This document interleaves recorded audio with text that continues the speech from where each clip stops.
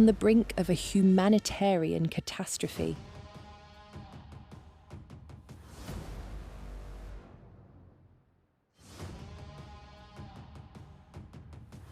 An entire summer without a drop. Yeah, the taps are dry. And the coming winter will likely bring no light, no heat. That means no water, no heating. In 10 years of occupation, Russia has turned once thriving, prosperous regions into ghettos, a communal hell of unemployment, technological collapse, and an unfolding ecological disaster. The water that does reach people is polluted, oversaturated with minerals and laced with toxic substances. What the propagandist Russian world really looks like in Donetsk and Luhansk. Find out in the special report, From Prosperity to Ruin, how Russia plundered the Donbas.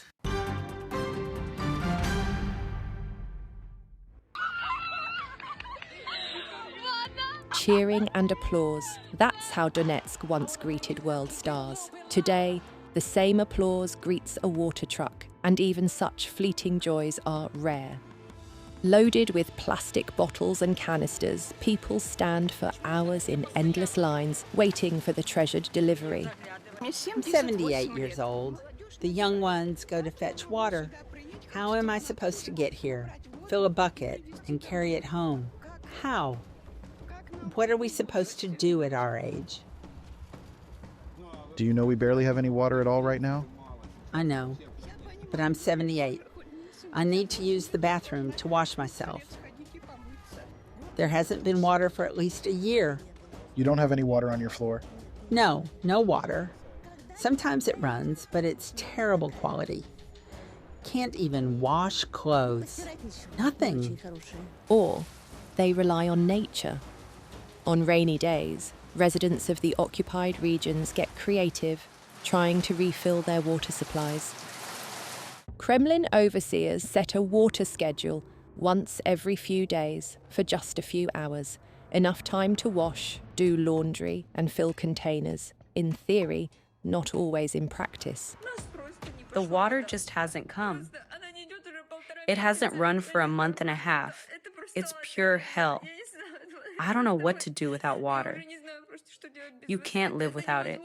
Not a drop runs. Not in the house, not in the street, not in the basement, nowhere. We can't fetch water in the 21st century. I just don't know what to do. I'm panicking. I don't know how to live without water. What are people supposed to do? Dig wells? But a well costs 300,000 rubles. That's around $3,500, and few can afford such a luxury. The average salary in the so-called republics is barely over $300. Once a thriving mining region, Russia has turned it into a zone of poverty.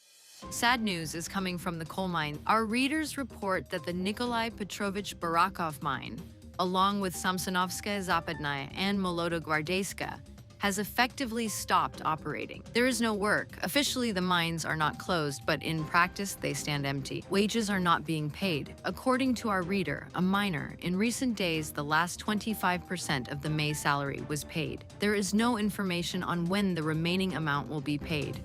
There will be coal, there will be bread, there will be salaries. Back in 2014, when Russia launched hybrid aggression in Donbas, Kremlin-backed Cossacks, blaming Kiev for the region's poverty, paraded slogans about the mining region, which supposedly feeds all of Ukraine. I'm just a regular miner, and I can say one thing. Enough feeding the West with our own hands. We live in the mines around the clock, feeding them. How long can this go on? Donbas is strong. It has factories, mines, but can't even feed itself? Reality turned out to be far from the propaganda slogans. Wage delays and reduced payments have become an everyday reality in the occupied territories. Concentrating more workers in fewer mines will increase coal production and improve enterprise functioning. Certainly some workers may remain to maintain these mines, ensuring their normal operation and water drainage. Put simply, workers are being moved to a few remaining mines, while the rest are shut down for good.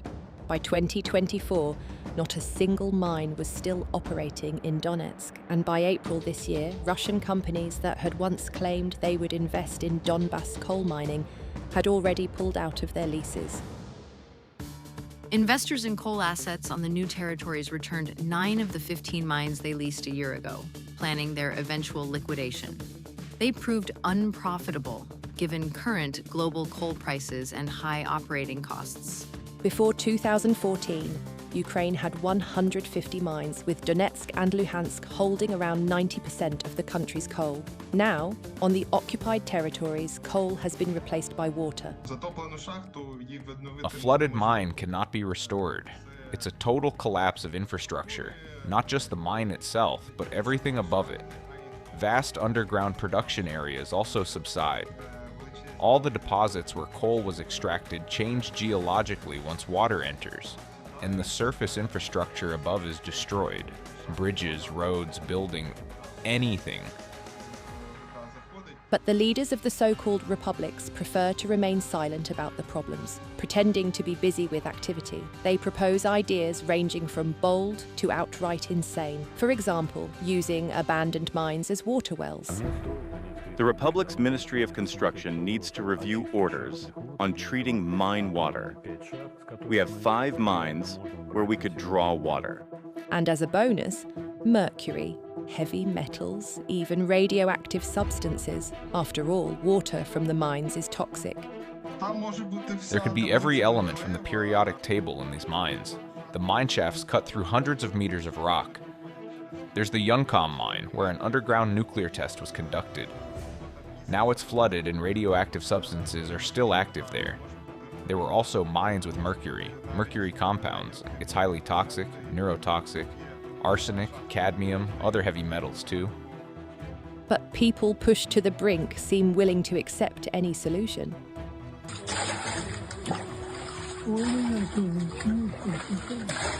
The water we get now isn't even potable. It's as polluted as the mines themselves, but I have no choice. I wash and do laundry with it. Even Russian propagandists and local collaborators inadvertently admit it. Donetsk is of no use to anyone. There's no water. It hasn't been for several days. You have to haul it yourself, even if it's just technical water. All our containers are empty. The water we do get from the tap is so bad, you wouldn't even flush a toilet with it. Timofey came to visit and caught some intestinal infection. Nothing comes into Donetsk. It's a completely abandoned territory, wanted by no one. Donetsk was once recognized as the wealthiest city in Ukraine, according to Focus magazine. The mining capital ranked highest in the country across 20 factors: resources, average salary, employment, and unemployment. Such news is a ghost of its past life. The wealthiest, most successful, rapidly developing city, hosting world-class performances.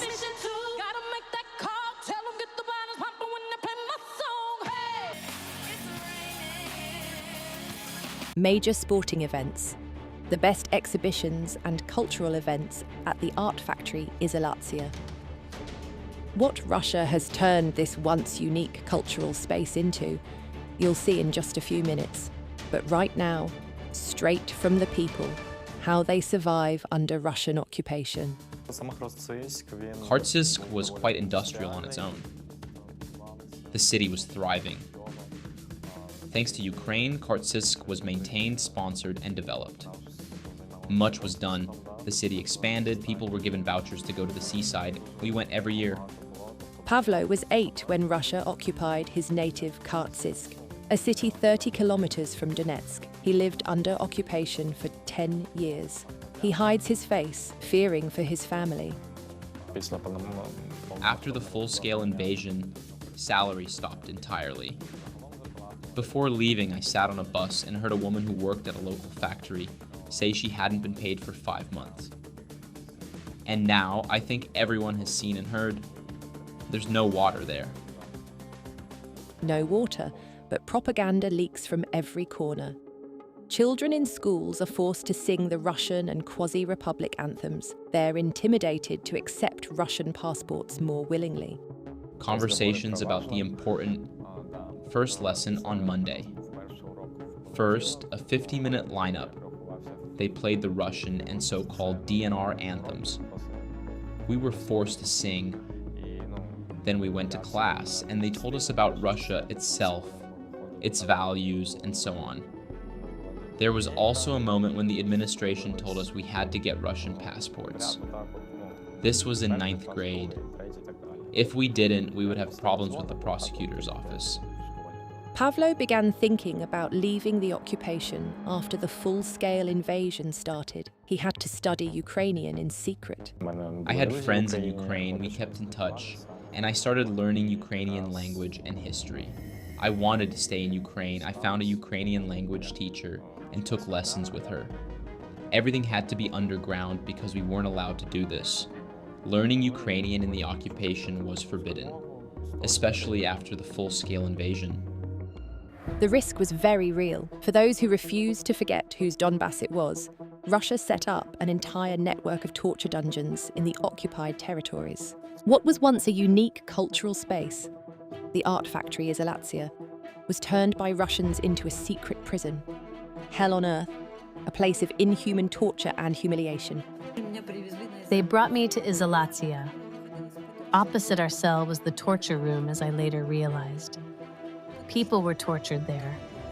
Adult men screamed until they lost their voices, their strength completely broken. They tore out teeth, used electric shocks. It was unbearable, inhuman horror. The head of the secret torture chamber, Denis Kulikovsky, was arrested in Kiev in 2021. During interrogation, he confirmed the abuse of innocent people. At every interrogation, FSB officers were always present, overseeing everything that happened in the room. I was there too, along with the doctor to make sure no one died during the process, to revive them if they lost consciousness. Torture was applied, specifically the Tapic, field telephone used to deliver electric shocks. Wires were tied to the toes, or, in the doctor's case, to the genitals. The doctor, Stanislav Simonov, always carried a small medical kit, pretending to be there for treatment, but in reality, he was part of the operation. He really worked in the CSO unit. Kulikovsky, once thinking of himself as the arbiter of fate, now serves his sentence in a Ukrainian prison. He was lucky compared to other operatives in the so-called Russian world. The rest were eliminated by the Russians themselves. They fought among themselves for control over territory, trying to build a hierarchy. So at the end of January 2015, their elimination began. Throughout 2015, they were all killed. Every last one of them, no exceptions. Most were uncontrollable, of course. Many had severe mental disorders, literal sadists. Batman, as he was called, Bednov, who was the first eliminated, shot, kept people in basements, kidnapped ordinary citizens in Luhansk on absurd charges. They even kidnapped Russian supporters, accusing them of being Ukrainian spies. Alexei Mozgovoy, commander of the Ghost Formation, on May 9th shot an entire family with the child. These were the people. Real scum. Russia needed them in 2014, and then, once the territory was occupied, agreements were made and the situation had to be stabilized. They were all eliminated and replaced with controllable people. The function of these obedient Gauleiters was only to create the illusion of an existing economy and social sphere. In reality, neither Donbas nor even Crimea were ever needed by Russia for development. Kremlin Foreign Minister Lavrov said it outright in a propaganda frenzy. Moscow was saving Russian speakers. Lavrov brazenly lies. After the collapse of the mines and the export of industrial enterprises, the Kremlin's goals became completely clear. Skilled workers, desperately needed in the Russian Federation, were enticed to move, promised higher wages and stability. At the same time, The entire industrial backbone of Donbas was effectively handed over to Kurchenko, who looted it piece by piece under the protection of, let's say, one of the Russian intelligence services. What followed was a deliberate, methodical plundering and the complete economic degradation of the region. Russia's own coal industry is collapsing. Even their own media admit to problems with domestic mines. So, did anyone truly believe Moscow would invest in enterprises on occupied land, factories, and pits they simply stole? Of course not. To them, it's foreign territory taken by force, and they treat it exactly that way, and as land belonging to the enemy. So loot, extort, and feed whatever remains to criminal groups.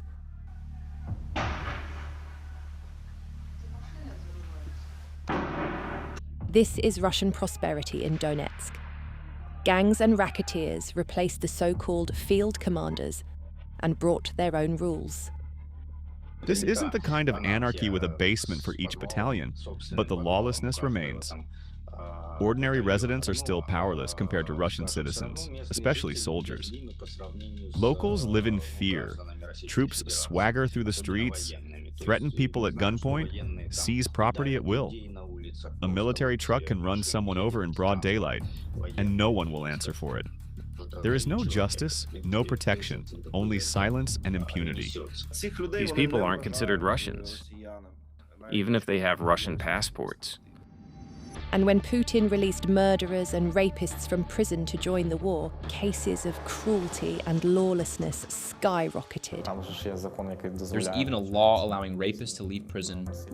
You sign a contract and you're released. There were many such cases across the occupied territories. Once out, most of them went back to the same violence they'd lived by before. In occupied Makivka, a teacher was stabbed and there were many similar incidents. Assaults, murders, attacks that no one bothers to investigate anymore. Locals, so-called social media celebrities, still try to create the image of well-being. I'm here to show you goods for celebrating New Year. I note that the prices are quite reasonable. Prices are reasonable because these bloggers' incomes aren't local. They come straight from the Kremlin. Moscow spends millions raising information soldiers. They are trained to praise Russia and ignore the devastation behind the scenes. And even that doesn't always work. Even celebrity bloggers alternate between promoting jackets and trading in destroyed apartments. You arrive in the city center. Look out the window.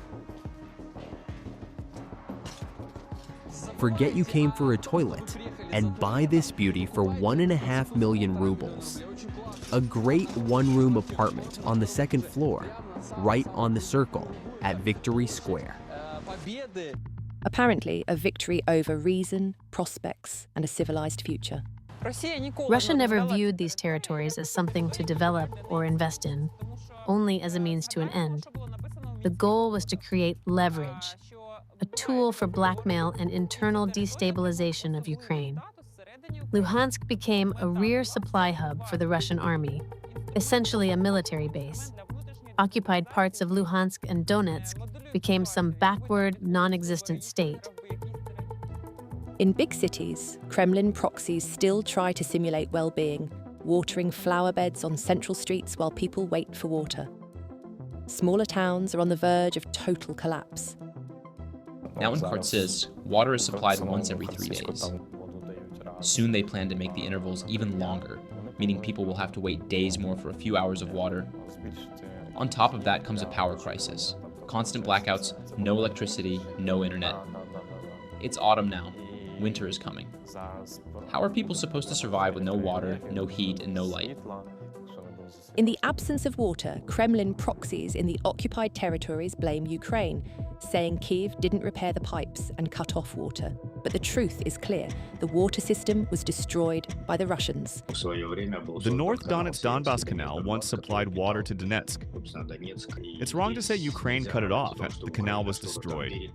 In fact, Ukraine had every right to stop the supply because water is a resource, an asset that must be paid for.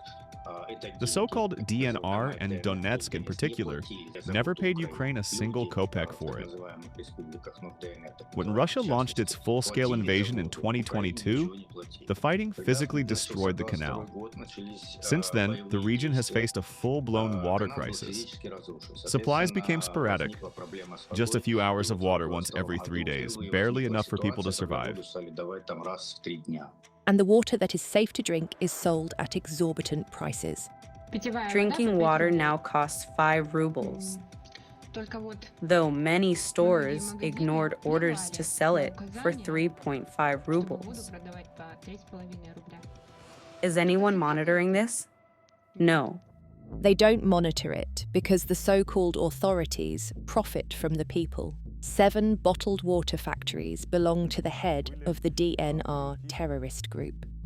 People buy it, complain, but the price goes back up.